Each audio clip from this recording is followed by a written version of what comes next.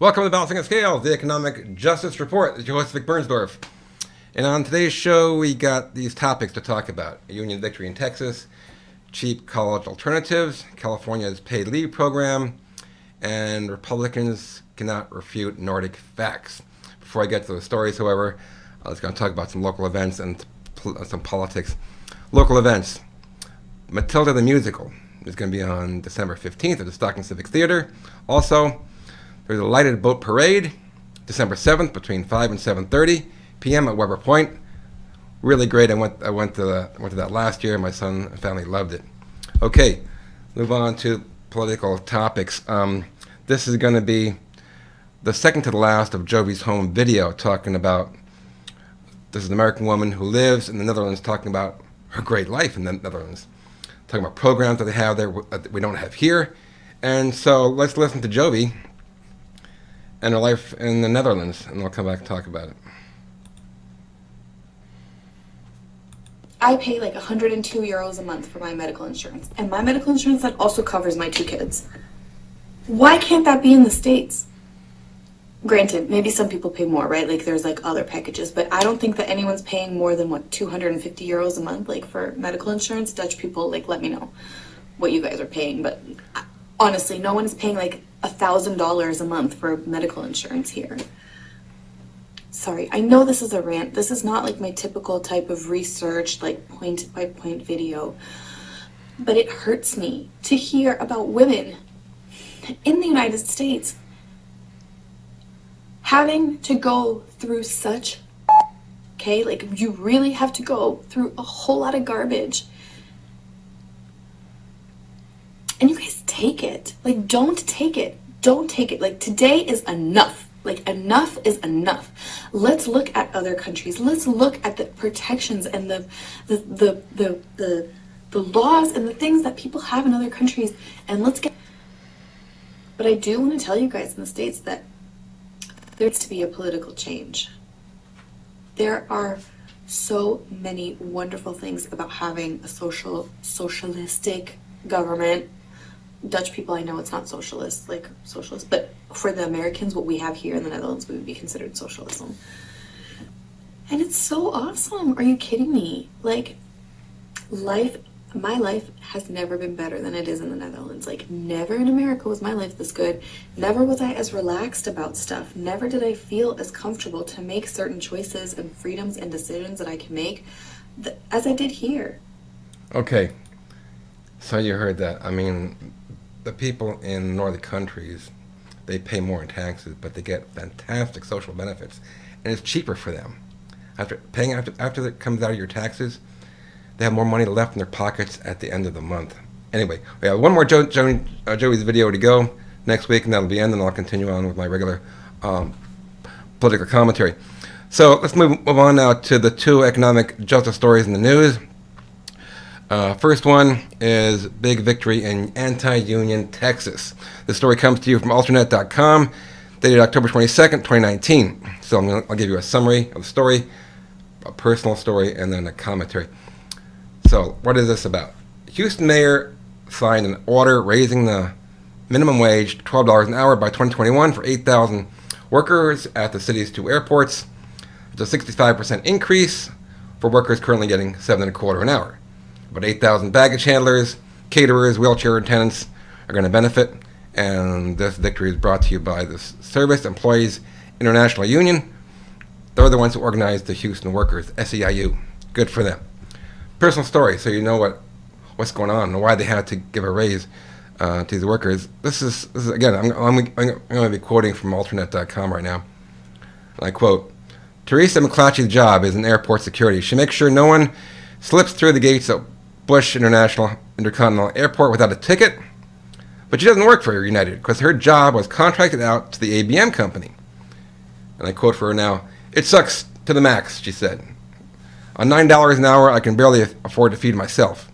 Her neck was injured in a car crash, and surgeons put a metal plate, where surgeons put a metal plate in her neck. On Friday, McClatchy asked for a week off to recover. This is the response she got back from management. "If you're not back here on Monday, you won't have a job." That's how management answered that question. Some women workers at the adult some women workers at the airport wear adult diapers. You heard that right. I'll read that again. Some women workers at the airport wear adult diapers at work. Why? Because they were denied restroom breaks just to increase the profits for the company owners.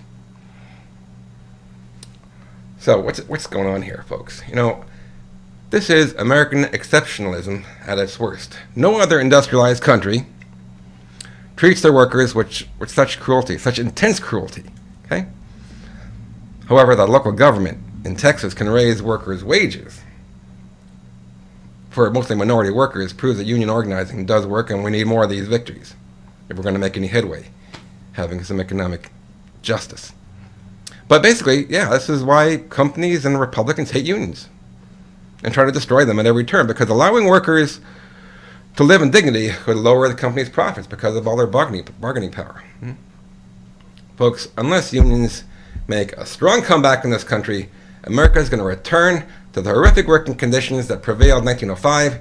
I did a show on that exactly about a year ago. I'm going to bring that show back close to election year, next year. However, we might be in for a blue victory in a couple of years because the number of Hispanics and legal immigrants in Texas could flip the state blue, especially what happened in El Paso, because of what happened in El Paso recently. Okay, let's move on now. Second economic justice story in the news: cheap college alternatives. Let's watch a very distressing video and come back and talk about it. It's a clip of students talking about how much student loans they were accrued. Okay, and let's see what they have to say.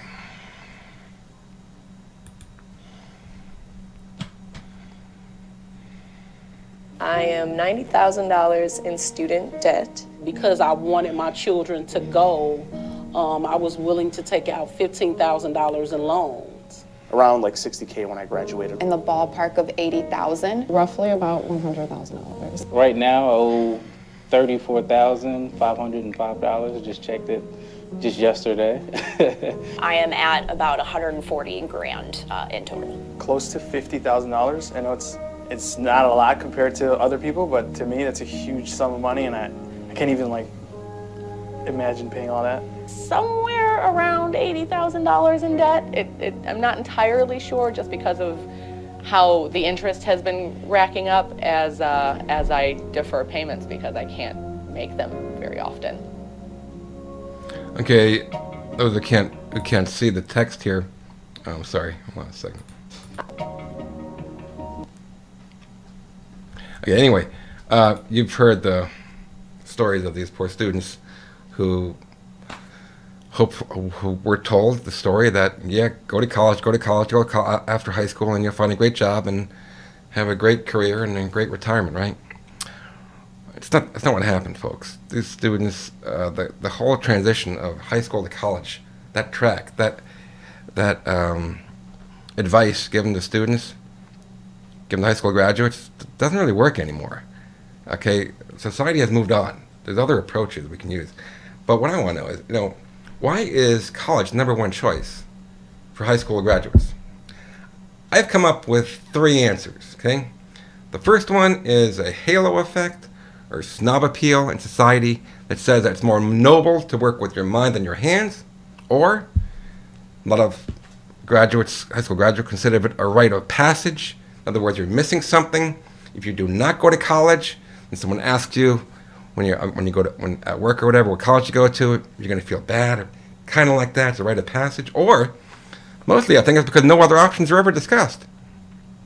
In Germany and other countries, European countries, there is a separate track.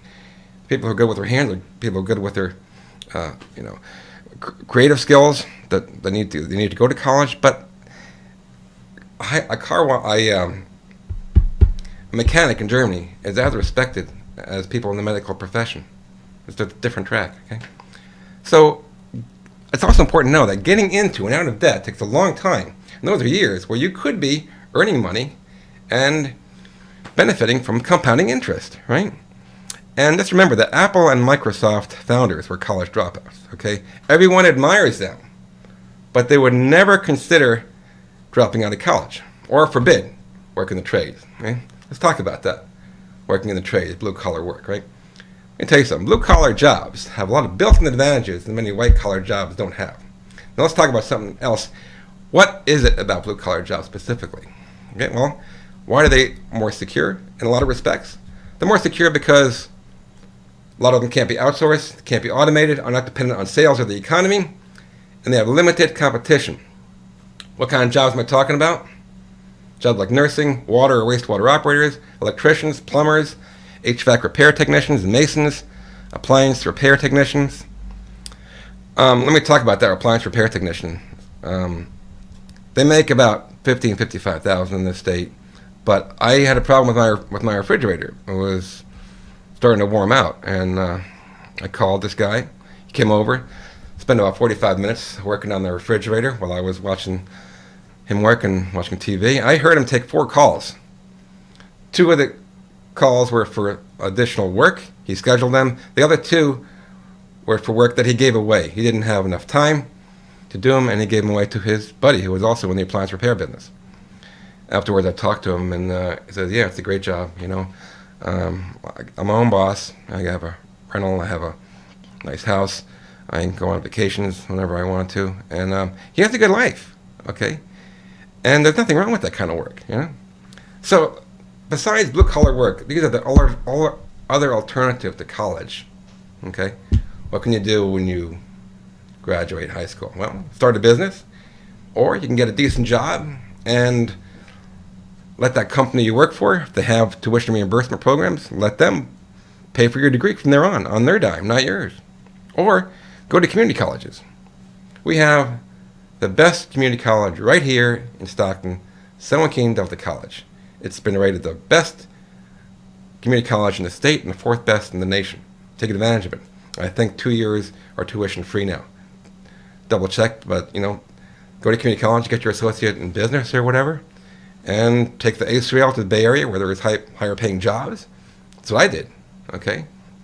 Yeah, it's a 2-hour commute, but hey, you know what? You got to make sacrifices. So anyway, these are just some other options you can think about to save some money and making the high school to a job transition without having to rack up debts as you've seen here. Okay, let's move on now.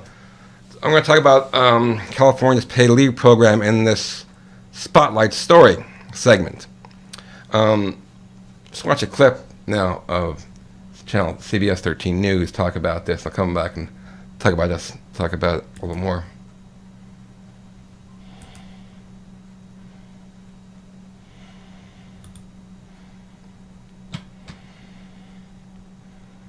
New at 6, there's a push to add a huge extension to paid parental leave in California. The new governor's ambitious plan may be gaining new momentum. Legislation just introduced at the state capitol could make California the first in the nation to offer parents 6 months of paid parental leave. CBS 13's Lamore Abrams is getting answers tonight on the potential concerns and benefits. The ducts are like a highway going down to the nipple. Bethany Sasaki teaches new mothers how to feed their newborns, but one of the biggest problems many experience may be returning to work too soon. I would not want to have a mother come back to me at 6 weeks postpartum. It's too early, it's too taxing. In fact, research shows that longer paid maternity leave can increase the rate of mothers who attempt breastfeeding by as much as 18%. And Governor Gavin Newsom says it's just one of many benefits in his new plan, offering parents 6 months of paid leave to care for a new baby. People need breastfeeding services. But even as a mom of 2 and owner of an all-female lactation clinic, Sasaki has questions. I just want to know what it's going to cost me. So exactly how will the state pay to keep mom or dad home longer with baby?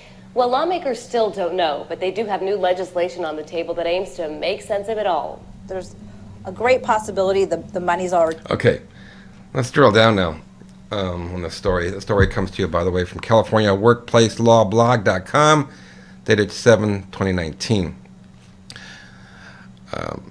Titled, California extends paid family leave from 6 weeks to 8 weeks. So beginning on July 1st, 2020, California will extend the maximum duration of paid family leave benefits from 6 weeks to 8 weeks, which is great. The program is designed to bond with a newborn child or to care for a seriously ill child, spouse, parent, grandparent, grandchild, sibling, or domestic partner. And it's important, the new law calls for the formation of a task force to develop a proposal by November 2019, last month, to extend the duration of paid family leave benefits for a full 6 months by 2021, 2022. Hopefully that proposal is already completed. You should be hearing about it in the news pretty soon. California Governor Newsom announced he would make 6 months of paid parental leave to be split between two parents a priority, but they still haven't figured out the funding part of it yet. Now, let's drill down. There are currently 8 states with paid family leave programs, plus Washington, D.C. The following states have paid parental leave laws. Paid family leave laws. California, Connecticut, Massachusetts, New Jersey, New York, Oregon, Rhode Island, and Washington State. Paid parental leave programs are only in the blue states. Every one of those states I just mentioned are blue states with Democratic legislators. Okay? No red states have any comparable programs that I know of. If you know a comparable program in a red state, you put it on my Facebook page in the comments and let me know.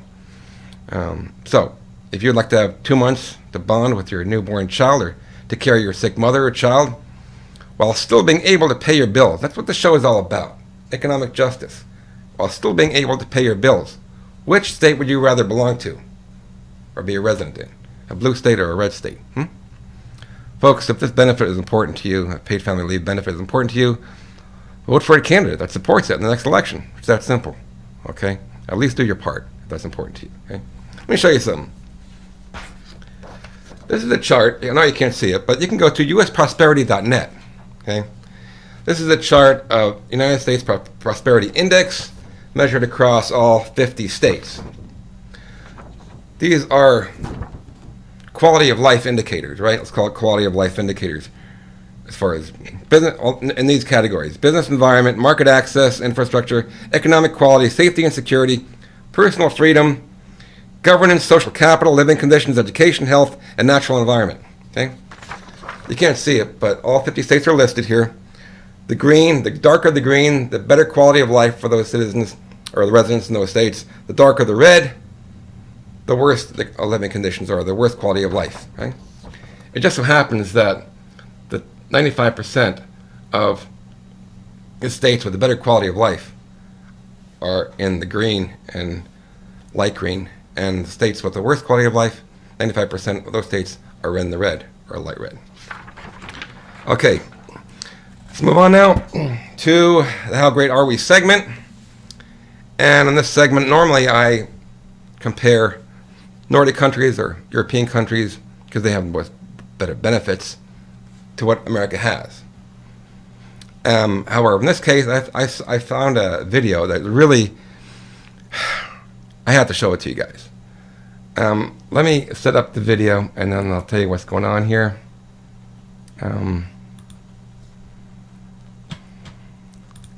Before I start it, you're going to see a young man in a large hall, meeting hall, at an event, at a Ben Shapiro event. Ben Shapiro is a political pundit and a Republican pundit.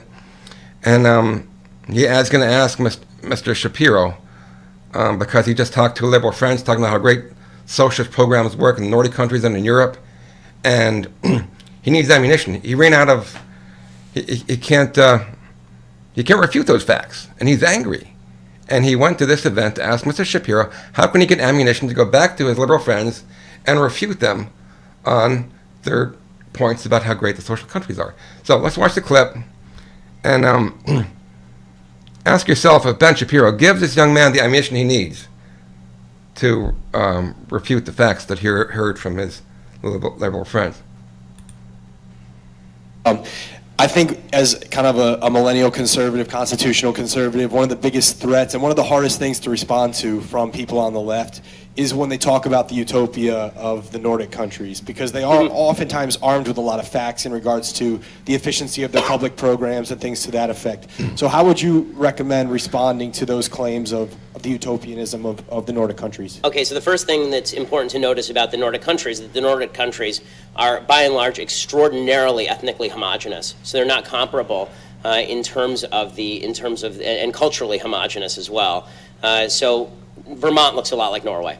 Right? Bernie Sanders' philosophy works in Vermont and it works in Norway, but it only works for a temporary period of time because Vermont doesn't have its own defense budget, and really neither does Norway. Right? We've been paying for the Nordic countries' defense budgets for a long time. Also, it's worthwhile noting that the taxes in these countries are extraordinarily high, and the countries are going bankrupt anyway. So for about a 15-year period, 20-year period, the Nordic countries have been experiencing extraordinarily slow growth, which has led them to actually elect more right-wing governments on economics and deregulate their economies, because it turns out people don't like paying twice the amount that it costs for a normal car. Right? The income tax rate in places like Denmark for middle-class people, not for upper-class people, for middle-class people is like 60%. So it's easy for students to say 60% sounds good, but you all go to Yale, which means that eventually you'll have a job that pays you enough that you'll be paying a high percentage of your income in taxes, and it ain't that much fun. There's a reason that Denmark, all these countries are now turning away from this, and they've been living off the back of America paying for their defense budget for a very long time. So you have the privilege of not having to pay your own defense budget. You also have a group of what can best be described as upper education people who have grown up in Western countries with a particular set of values. And socialism, at least in the Nordic way, not full government ownership of resources, but high redistribution of income, that is capable of lasting for a certain period of time, but even there it collapses. Okay. You know what? When I heard this gentleman talk, Mr. Shapiro, my hair started curling up in the back of my neck. I don't know where to start. Okay, let's take what he said one at a time, okay? Mr. Shapiro said Nordic countries are the same race. What difference does it make? We're not Martians, folks. We're all, doesn't matter what race you are, doesn't matter if you look alike. We're all human beings. We all have the same needs. We have the needs for paternity care, maternity care, health care, long-term care, how to pay for college, how to pay for child care, so forth and so on. It doesn't matter what race you are, how you look, okay? Then he says Nordic countries don't have armed forces. That's not true. A lot of them do. They're small. I'll admit they're small. And that, he does make a point. We are the world's policemen, so we pay for most of NATO, right? And that is true. But you know what? I didn't vote for that. You didn't vote for that. A lot of us didn't vote to be the world's policeman. Okay? Next one, he said Nordic countries will collapse from their social programs. Folks, these social programs are put in place back in the 50s. And 60 years later, we're still waiting for them to collapse?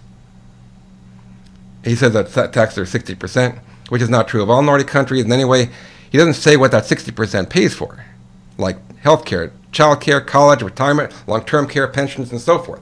So even at that rate, those folks have more in their pocket at the end of the month than we do. Okay? Then he says those countries are going broke. Nordic countries are going broke. There's no evidence the Nordic countries are going broke. In fact, Nordic countries are the best countries to do business in, according to who? According to Forbes.com. Check it out. Best country to do business in 2019. What are those countries? I'll start from number 1 to number 9. United Kingdom, Sweden, Hong Kong, Netherlands, New Zealand, Canada, Denmark, Singapore, and Switzerland. And where are we? We're the United States. We're number 17. Okay. Then he says that Nordic countries have slow growth. How can we be having slow growth if they lead the world in the best places to do business? Okay.